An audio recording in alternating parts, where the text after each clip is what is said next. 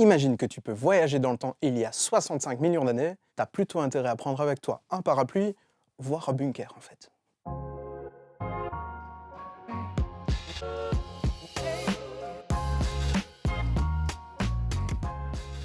Je pense que c'est dû à une explosion avec une boule de feu, quelque chose comme ça. Ils ont disparu à cause d'un astéroïde ou je sais plus quoi. Une météorite est tombée sur Terre au niveau du golfe du Mexique normalement. Non, je crois pas qu'on va disparaître. Oui, je pense que oui, ça pourrait. Quand on voit comment ça se passe à l'heure actuelle, bah oui, ça pourrait encore nous arriver si on ne fait pas un peu plus attention. Si un jour il y a un autre de la même taille qui arrive, à mon avis, on a peu de chance. Ouais.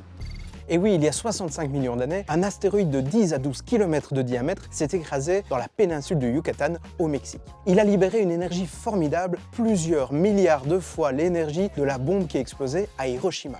Ça a causé des tsunamis, des incendies et une libération massive de gaz et de poussière dans l'atmosphère. On pense que cette poussière a bloqué les rayons du soleil pendant plusieurs années. Donc, beaucoup moins de photosynthèse, les plantes meurent, à la suite de quoi les herbivores qui consommaient plusieurs centaines de kilos de plantes par jour meurent et les carnivores ne trouvent plus de nourriture. Et puis c'est l'une des causes de la fin des dinosaures. Il y a aussi ces éruptions en Inde, des éruptions volcaniques qui ont duré pendant des années et qui ont aggravé cet hiver nucléaire. Ah oui, et au fait, l'hiver nucléaire, c'est quand il n'y a plus du tout de soleil et que du coup les températures baissent et que les plantes n'arrivent plus à faire de la photosynthèse et donc à pousser. On pense aussi que quelques années avant cet événement, le climat était déjà en train de se dérégler et des changements climatiques importants avaient mis en péril certaines familles de dinosaures.